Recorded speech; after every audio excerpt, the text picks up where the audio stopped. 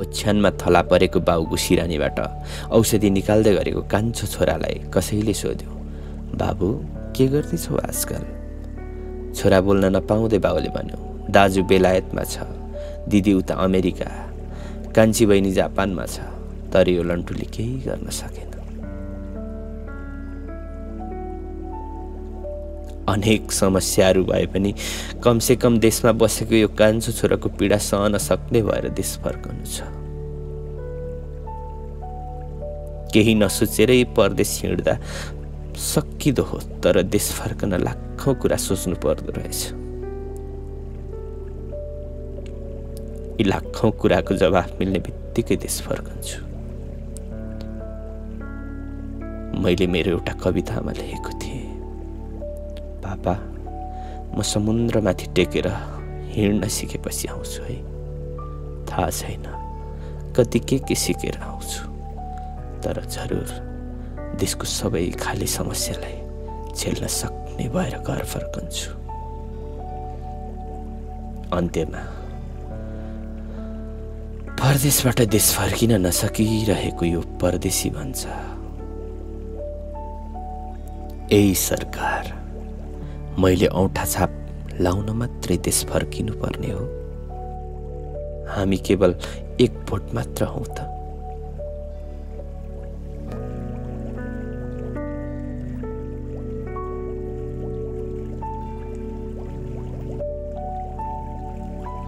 खै पुरा गर्न सकिन्छ कि सकिँदैन? त्यही पनि मसँग यस्तै सपना चाहिँ छै सर। यति भनि नसक्दै मेरो बोलीमा पूर्ण विराम लाग्यो। घाँटीसम्म आइपुगेको कुरा फेरि घाँटीदेखि छातीसम्म खसेर मनको उही कुनामा बस्यो। त्यही कुना जहाँ मेरा यस्तै ससाना सपनाहरूले डेरा गरेर बसेका छन्। थाहा छैन यी सपनाले मनको डेराबाट जीवनको सानो घरमा सर्न कहिले पो पाउने हुन्। जब म देशमा थिएँ मेरो सपना पनि देशमै थियो। छन त अहिले पनि म र मेरो काँचो सपना छ। तर यति बेला मसँग कहिले सपना नफुल्ने परदेश छ। एउटा सपना छ जुन सपना म ननिदाएको बेला देख्छु र एकछिन भए पनि आफूलाई कल्पनाको शिखरमा चढाएर आनन्दको जीवन बाँचिदिन्छु। भलै छेडिकलाई नै किन नहोस्। आफूले देखेको आँटेको सपना कसैलाई नसुनाउनु भन्छन्, तर मलाई मेरो एउटा सपना सुनाउन मन छ जो अलि अनिश्चित जस्तो लाग्छ। कहिलेकाहीँ साथीहरूसँग ख्यालठट्टामा भनियो, सपना देखेपछि ठुलै देख्नुपर्छ, सानोतिनो सपना त निदाएको बेला देखिहालिन्छ नि। प्रकृति रिसोर्ट एन्ड अर्ग्यानिक फार्म भौगोलिक हिसाबले मलाई साह्रै नै मन परेको ठाउँ हो। काठमाडौँ उपत्यकादेखि जम्मा 25-30 किलोमिटर मात्रै टाढा छ। उपत्यकाको धुवाँधुलो र व्यस्त सहरलाई एकैछिन भुलेर हामी जो कोही यहाँ सहजै जान सक्छौँ। पैदलै हिँडेरै पनि धेरै पटक म यहाँ पुगेको छु। यहाँबाट अचम्मको प्राकृतिक सौन्दर्य र शान्त वातावरणका साथ हिम श्रृङ्खला, हरियाली पहाड र घना जङ्गलहरू देख्न सकिन्छ। सबैभन्दा लोभलाग्दो कुरा माछापुच्छ्रे, अन्नपूर्ण, धौलागिरी र लाङटाङ हिमालहरूको दृश्य अवलोकन गर्न सकिन्छ। फार्म हाउसको उत्तर पूर्वतर्फ हेर्ने हो भने हामीले टाढा इन्द्रावती नदी पनि बगिरहेको देख्न सकिन्छ। विशेष गरी रातको समयमा आकाशका ताराहरू चम्किरहे जस्तै काठमाडौँ उपत्यकाका बत्तीहरू चम्किरहेको दृश्यले साँच्चै हृदय हलुका बनाइदिन्छ। सायद सहर भनेको टाढादेखि हेर्दा मात्रै सुन्दर लाग्दो हो। मलाई नेपालको सबै फार्म हाउस रिसोर्टहरूमा पुग्ने धोको सधैँ हुन्छ र बुझ्न मन हुन्छ आफ्नै देशको माटोमा, आफ्नै देशको हराभरामा हराउन कुन मुटु चाहिन्छ। प्रकृतिको नजिक रहेर चाहे त्यो हिमाल हेर्दै, चाहे त्यो हरियाली जङ्गल, पहाड, खोला नाला र पशुपन्छीको भाका सुन्दै जीवन बाँचिरहेको भइयोस्। ठिक यस्तै जीवन बाँचिरहँदा कस्तो हुँदो। मान्छेले चाहे जस्तो भूगोल र चाहे जस्तो परिस्थितिमा बाँच्न पाउने भए यो मुलुक यति तीव्र गतिमा विकास हुन्थेन। जस्तो कि अमेरिका बनाउन हामी नेपालीहरू पानामा र कोलम्बिया बीचको ड्यारियन ग्याप नामको घना जङ्गल जति दिनरात पैदल हिँडेर भोकै छिचोल्न तयार भइदिन्छौँ। भएको यो कुरा म अघिको कुरामा फर्किन्छु। त्यस बिहान प्रकृति रिसोर्ट फार्म हाउसका चेयरम्यान अरुण श्रेष्ठ सानो पोखरीको रङ्गीन माछाहरूलाई चारो दिइरहनु भएको अवस्थामा भेटिनु भएको थियो। हामी माछाहरूको चञ्चलपनलाई हेर्दै गफिन थालेका थियौँ। त्यही बेला मैले आफूलाई रोक्दा रोक्दै पनि आफ्नो सपनाको बारे बताएको थिएँ। मैले त्यति सहजै किन पनि बताउन सकेँ भने यो अर्ग्यानिक फार्म हाउसको पुरै संरचनाले मलाई हुरुक्कै बनाएको थियो। यसो भनौँ न, मैले कल्पना गर्ने संरचनाहरूसँग यो धेरै नै नजिक थियो। कालो रङका छाना भएका एकनासे कटेज वरपर रहरलाग्दो किवी, अङ्गुर, स्ट्रबेरी, स्याउ, आरु, नास्पाती, ओखर जस्ता फलफुलको बगैँचाले मलाई साह्रै लोभ्यायो। यहाँ यसरी फलाएका धेरै फलफुलहरू हामीले बिहानको ब्रेकफास्टमा खाएका पनि थियौँ। माछा पालनदेखि भैँसी पालन पनि गरिएको रहेछ। बारीमा थरीथरीका सागसब्जी तरकारी खेती गरिएको थियो। दिनभरि गोडमेल गर्दै समय बिताउनु जस्तो। आफूले रोपेर उमारेका बिरुवाहरूको हेरचाह गर्नुमा नि मलाई ज्यादै आनन्द लाग्छ।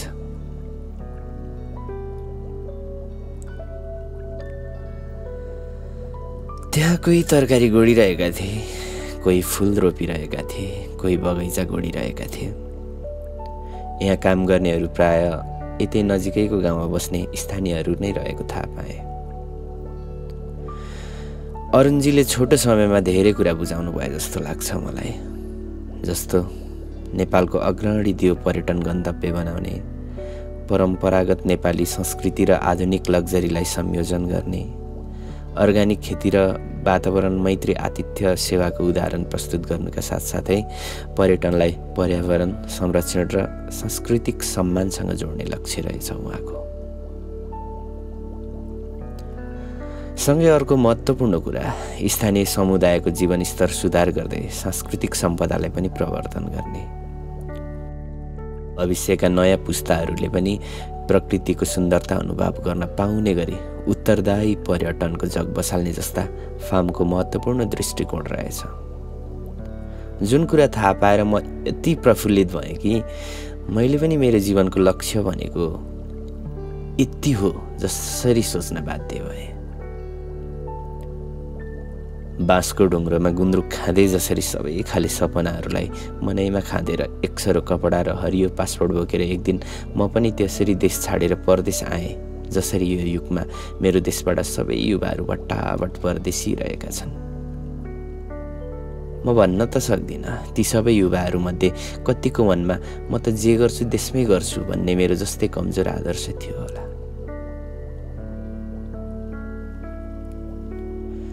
मलाई खोक्रो राष्ट्रवादी सोच्नु भए पनि म भन्छु, जुन दिन परदेशको भूमिमा पाइला टेकेको थिएँ मैले त्यही दिनदेखि सोचिरहेको छु म कसरी नेपाल फर्कन सक्छु होला, कहिले फर्कन्छु होला देश। परदेश आएर भोगिसकेपछि बल्ल देश फर्कन्छु भन्ने भाव मलाई आएको होइन। मैले देशलाई गाह्रो र परदेशलाई सहज कहिले पनि मानिनँ। त्यसैले पनि होला मलाई देश फर्कने हतारो परदेश हिँड्नु अगाडि नै थियो।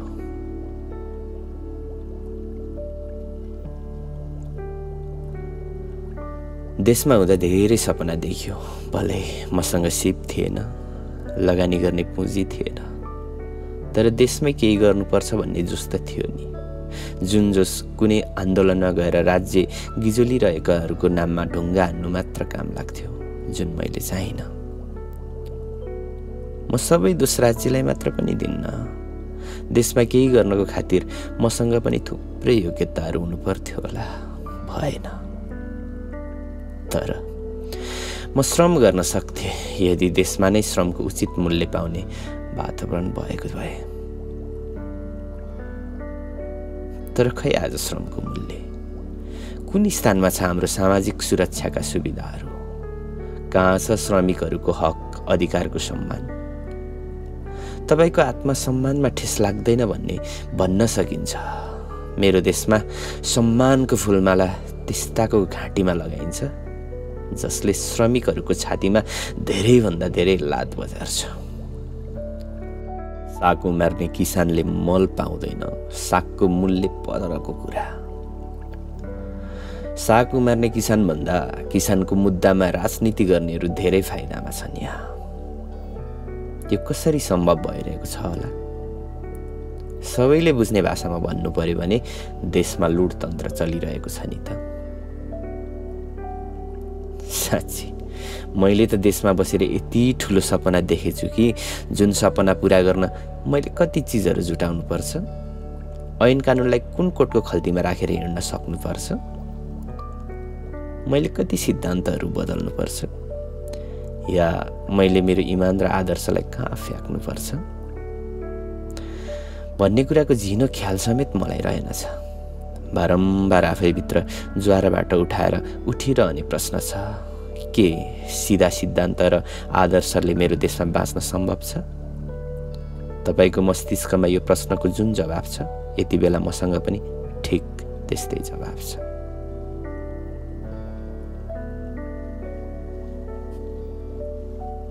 सपनामा देश। म यति बेला युरोपको पश्चिमी भागमा अवस्थित बेलायत युकेमा कर्म गरिरहेको छु। यहाँ प्राकृतिक सुन्दरता, विविध पर्यटकीय गन्तव्यहरू र सहरी ग्रामीण सन्तुलन हेर्दा विश्वभरका प्रकृति प्रेमीहरूका लागि आकर्षक स्थान नै हो जस्तो लाग्छ मलाई। यहाँ हरियाली पार्कहरू, ऐतिहासिक भ्रमण स्थलहरू, सामुद्रिक तट र शान्त वातावरण मनज्ञ छ।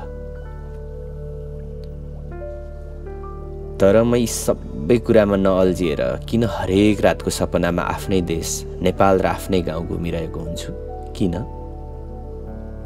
मलाई लाग्छ हरेक मान्छेले भित्री हृदयबाट बाँच्न चाहेको जिन्दगी उसको सपनामा हरेक रात देखा पर्छ। आफूले बाँच्न चाहेको जिन्दगी फ्याँकेर हामी कुन जिन्दगी बाँच्न लागिरहेका छौँ? के हाम्रो हृदयले खुसी हुनको लागि रोजेको ठाउँ अरू कसैको देश हो? होइन भने हाम्रो नेपाली समाजमा युरोपको कुनै एउटा देशको भिजा लाग्नु नै जीवनको सफलता हो भाष्य कसरी निर्माण हुँदै गइरहेको छ?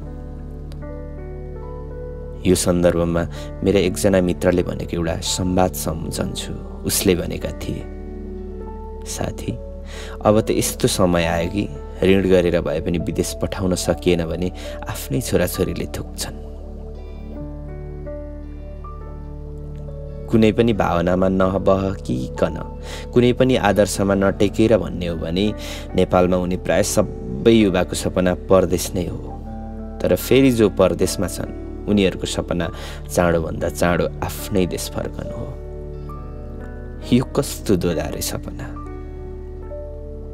देशमा हुँदा देखेको सपनाको देश पुगिसकेपछि आफ्नै देश फर्किने अर्को ठुलो सपना किन बनिरहेको छ?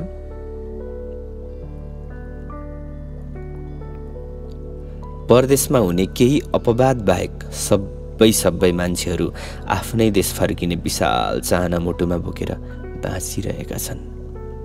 सबै थोक छोडेर किन सरक्कै आफ्नै देश फर्कन सकिरहेका छैनन्? परदेशमा पैसा नै पैसा, मोज नै मोज भएर देश फर्कन नसकेका हुन् त? होइनन् नि। परदेशमा सबै पक्षबाट व्यवस्थित भएर बसेको मान्छेलाई पनि आफ्नो देशको न्यास्रो कतै न कतै लागिरहेकै हुन्छ। फेरि पनि देश फर्किनबाट केले रोकिरहेको छ? यो सोच्ने कुरा होइन र?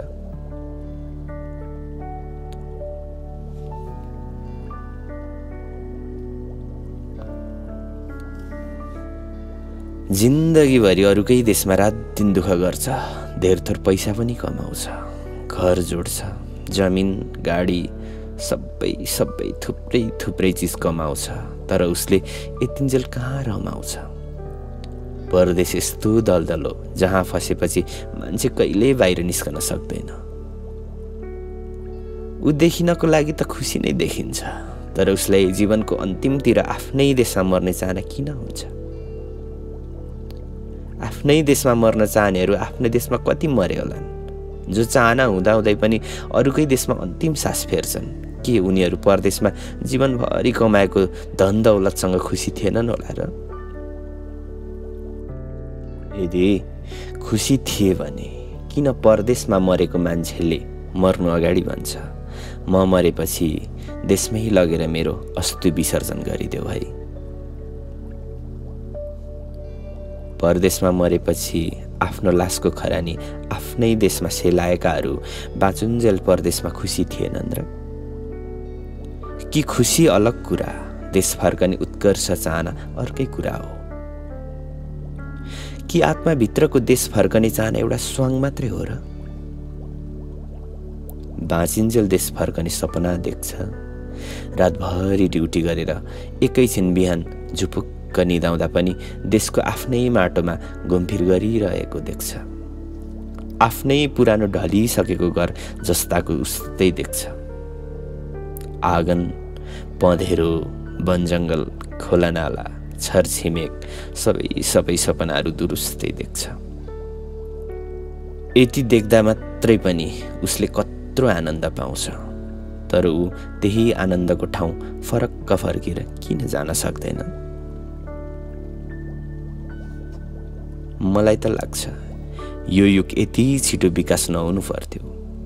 हिजो मेरो भूत बाजेलाई पृथ्वी गोलो छ या चन्द्रमामा मान्छे पुग्न सक्छ भन्ने कुराको मेसो नहुँदा पनि कस्तो सुन्दर जिन्दगी बाँचेर गए। आफूले चाहेको संसार आफ्नो बलबुद्धिले बनाए, आफैले घर बनाए, आफैले समाज बनाए। जिन्दगीभरि उही घर, उही परिवार, उही समाजसँग बाँचेर त्यही आफूले खडा गरेको परिवेशमा सन्तृप्तिका साथ अन्तिम श्वास फेरे। न उनलाई मरेपछि लास अरूकै देशमा सडिनेछ भन्ने झिनो पछुतो थियो, न उनलाई बाँचुन्जेल अरूको गुलाम गरिरहनु परेकोमा ग्लानि नै थियो। लाग्छ कस्तो प्राकृतिक जिन्दगी, वाह कस्तो प्राकृतिक मरण।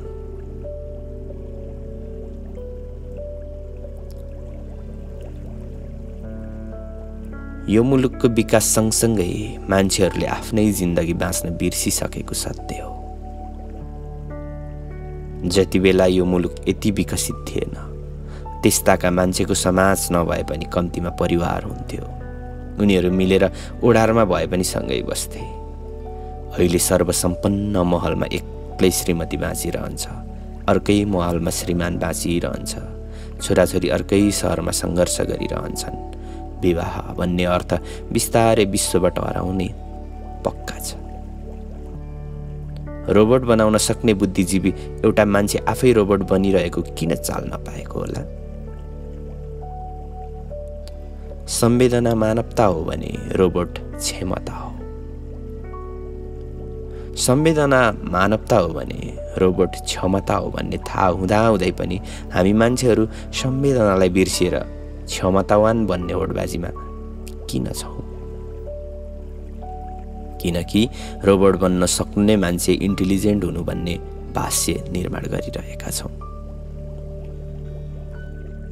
इन्टेलिजेन्ट शिक्षाले होइन पैसाले बनाउँछ भन्ने जस्तो बुझाइ हामीमाझ देखिन्छ।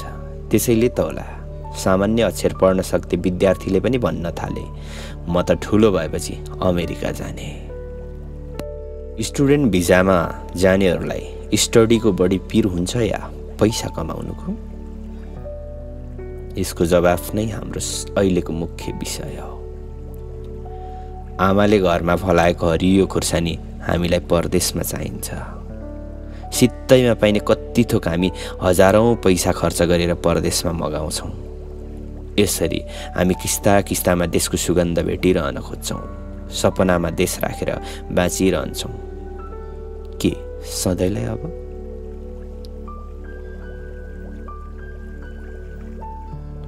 परदेशबाट देश हेर्दा सपनामा देश त निदाएको बेला देखिने कुरा हुन्, जो दिनको उज्यालोसँगै भुल्दै जान सकिन्छ। तर विपनामा हेर्दा देखिने देशको सबै गतिविधिलाई भुल्न कहाँ सकिन्छ, या सहजै व्यवस्था गर्न कहाँ सकिन्छ? देशमा भइरहने सामाजिक, आर्थिक, राजनैतिक घटनाक्रमहरूलाई कामको व्यस्तता वा थकानको बहानामा नदेखेजे गर्न कहाँ सकिएला र? नसकिने रहेछ। परदेशबाट देश हेर्दा सबैभन्दा धेरै चिन्ता र चासो उसलाई लागिरहेको हुन्छ जसले अर्कै देशको ग्रीन कार्ड वा रेड कार्ड लिएर बसेको हुन्छ। आफ्नो देशको नागरिकता त्यागेर अर्कै देशको नागरिक भइसकेका नेपालीलाई पनि नेपाल देशको किन चासो र चिन्ता हुन्छ थाहा छ? किनकि उनीहरूभित्र कतै न कतै आफ्नो आशा बाँकी हुन्छ। देशको स्थितिमा केही सुधार आउला र फेरि आफ्नै देश फर्केर आफ्नै देशको नागरिक भएर निर्धक्कले मर्ने चाहना कतै न कतै मनमा हुन्छ र हुन्छ। यति बेला नागरिकहरू निर्धक्कले बाँच्ने होइन, निर्धक्कले आफ्नै देशमा मर्न चाहिरहेका छन्। हरेक मान्छेलाई आफ्नै देशमा मर्न मन हुन्छ, आफ्नै देशको अनि आफ्नै घरमा मर्न चाहन्छन्। तर 80% मान्छेहरू हस्पिटल वा अर्कै मुलुकमा प्राण त्यागिरहेका छन्, त्यो पनि एक्लै। प्राकृतिक जन्म खोइ, प्राकृतिक मृत्यु खोइ। के हामी प्राकृतिक प्राणी हौँ भन्ने कुरा एआई युगले बिर्साउँदै लगेको हो? युग जतासुकै पुगे पनि परदेशीहरू देश फर्कन चाहन्छन्। यति बेला केही वर्ष परदेशमा दुःख गरेर पैसा कमाउने अनि त्यही पैसासँग देश फर्किएर आजीवन व्यापार व्यवसाय गरेर देशमै केही गर्ने सोच बोकेका लाखौं युवाहरू परदेशमा छन्। राज्यका कुरा बिर्सेर म कहिलेकाहीँ घर फर्केर बाउबाजेले जोगाइदिएको बाँझो बारीमा साग रोपेर साधारण जीवन बाँच्ने कल्पना गर्छु। तर यदि म फर्के भने मेरा छरछिमेकीहरूले त्यसरी बाँची खान देलान्? हाम्रै समाज पनि त अब अर्कै बनिसक्यो। मलाई त भन्लान् गरी खाने नसकेर घर फर्किए है। तर म त घर गरी खान फर्किएको हुन्छु र मैले देखेको छु घर गरी खाने मान्छेहरूलाई समाजले मान्छे गन्दैन। माफ गर्नुहोस्, समाजले होइन, अब युगले मान्छे गन्दैन भन्दा अतिशयोक्ति नहोला। मानौ तपाईसँग धेरै थोरै आफूले सकेको सेभिङ गर्नुभएको छ, तर खुरुक्क झोला कसेर देश फर्किहाल्न किन सक्नु भएको छैन? कहिल्यै गम्भीर भएर सोच्नु भएको छ? सोच्नु भएको छ भने हाम्रा साझा समस्या यही हुन सक्छन् कि देशमा केही ठिक छैन।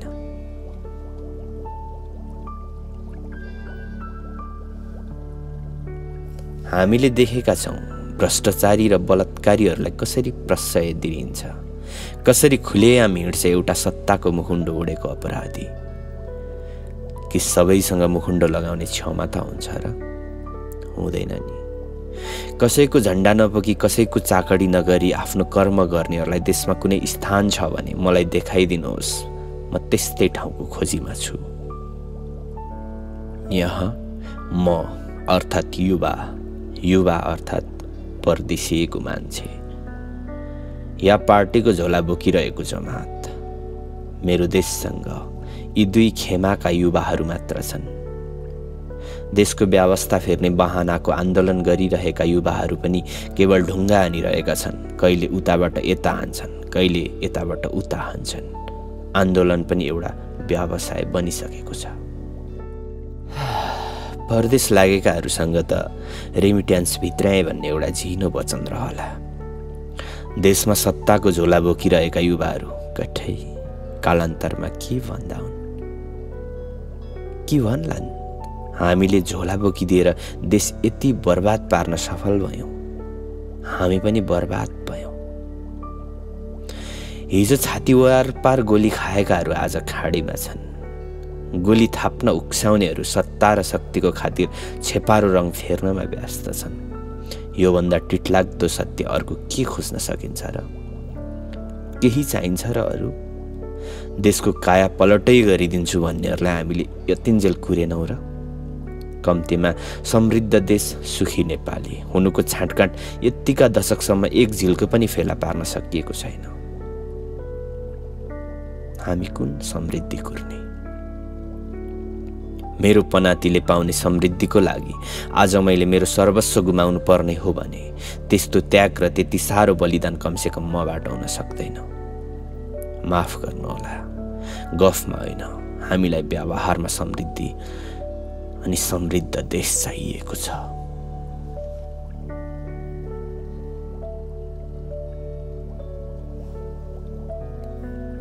एउटा युवा व्यापारीले संसद भवनको गेटैमा जलेर आत्मदाह गरिरहेको दृश्य देख्दा देख्दै परदेशबाट सपना बुनेर देश कसरी फर्किन्छ युवा? दिन दहाडै सपिङ मल लुटिन्छ, होटलमा आगो लाइन्छ भने देशमा कुन युवा बस्छ? आगो लगाउने आन्दोलनकारी नामको बेरोजगार युवा अनि भिजा पाउने बित्तिकै विदेशतिर हिँड्छ। गाउँको विकासमा जीवन समर्पण गर्छु भनेर वडा अध्यक्ष चुनाव लडेको एउटा युवा चुनाव जित्ने बित्तिकै कोरियाको भिजा आएपछि राजीनामा दिएर कोरिया उड्छ। सबै पार्टीको चेपुवामा परेर हार खाएको कुनै वडा अध्यक्ष कुर्सी र पद देशमै फ्याँकेर रुसी सेनामा भर्ती भएको खबर पढेपछि कुनको युवा देश बनाउने सपना देखेर देशमा अडिन्छ? या अधिकृतको जागिर राजीनामा दिएर पल्लो गाउँको दाइ अमेरिका या अस्ट्रेलियातिर गइरहेको देख्दा देख्दै जागिरको टुङ्गो नभएको वल्लो गाउँको युवा भाइले देशमा बस्ने आँट कसरी गर्छ?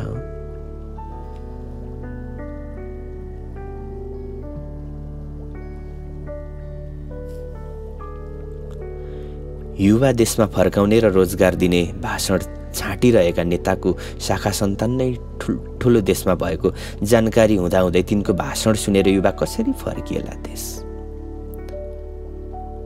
एउटा सक्षम युवाले देशमा कसरी भरोसा राख्ला?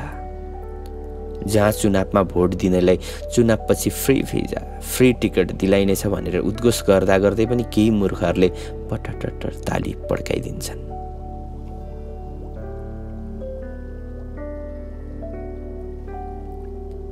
चुनाव अघि केही नेताले घर घरमा रेल आउँछ भनेर भाषण दिए, ताली बजाइयो। चुनाव पछि त्यही नेताले भाषण दिए, घर घरमा रेल आए, घर कता उछिट्याउने, फेरि ताली बजाइयो। के यस्तै मिथ्या भाषणहरूमा ताली पड्काइरहन देशमा युवा बसिरहलान्? यो सत्य हो, नेताको हावादारी भाषणमा ताली पड्काइरहनु परेको छैन। त्यसैले परदेशिनुमा धेरैलाई गुनासो छैन। सत्ताको कुर्सी जोगाइदिन सडकमा ढुङ्गा हानिरहनु परेको छैन। त्यसैले परदेशमा परिश्रम गर्नुमा गुनासो छैन र लामो घोषणा पत्रमा सपना देखिरहनु परेको छैन। त्यसैले नाइट ड्युटी गर्नुमा मलाई कुनै ग्लानि छैन।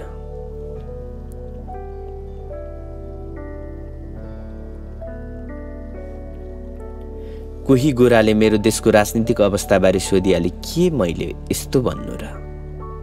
मेरो देशमा सरकारले भट्टाभट भ्यू टावर बनाइरहेको छ।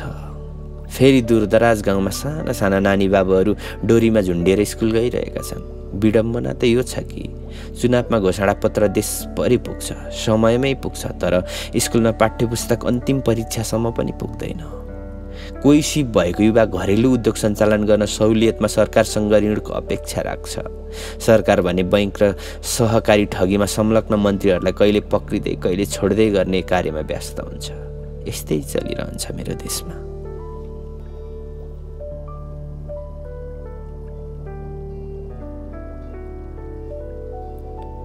देश बनाउँछु भन्दै हिँड्ने नेता सरकारी जग्गा हडप्नमा सबै खाले बलबुद्धि लगाइरहन्छ।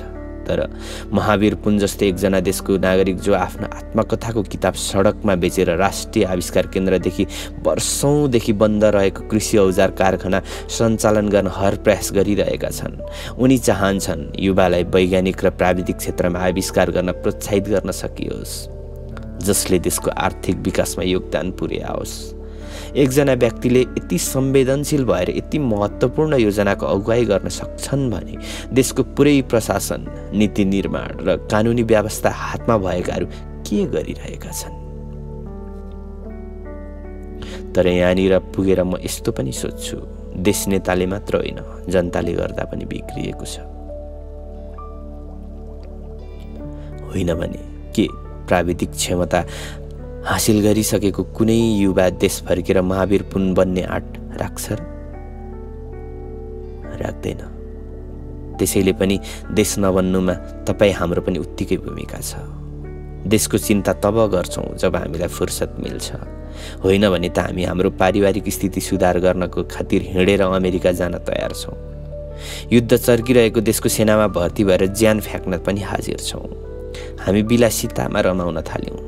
विदेश के हो बुझ्नुभन्दा अगाडि महँगो आधुनिक समाजको मोहमा लिनु नथाल्यौँ। यथार्थमा होइन, देखावटीमा राम्रो लाग्छ, राम्रो मान्न थाल्यौँ। जतिसुकै तानाबाना बुने पनि आफ्नो देश फर्कने सपना सबैसँग हुन्छ। साइबेरियादेखि जाडो छल्न आएका चराहरू त गर्मीमा आफ्नै देश फर्किन्छन्। हामी त मानव प्राणी हौँ। जरुर फर्कनु छ, तर दुई ढुङ्गा बिचमा फलेको तरुल जस्तो यो परदेशीलाई उस्तो सहज चाहिँ छैन। अनेक कारणहरू भन्दा भन्दै एउटा मैले कतै पढेको छोटो कथा साभार गर्न मन लाग्यो। ओछ्यानमा थला परेको बाउ गुसिरानीबाट औषधि निकाल्दै गरेको कान्छो छोरालाई कसैले सोध्यो, बाबु के गर्दैछौ आजकल? छोरा बोल्न नपाउँदै बाउले भन्यो, दाजु बेलायतमा छ, दिदी उता अमेरिका, कान्छी बहिनी जापानमा छ। तर यो लन्टुले केही गर्न सकेन। अनेक समस्याहरू भए पनि कमसेकम देशमा बसेको यो कान्छो छोराको पीडा सहन सक्ने भएर देश फर्कनु छ। केही नसोचेरै परदेश हिँड्दा सकिदो हो, तर देश फर्कन लाखौं कुरा सोच्नु पर्दो रहेछ।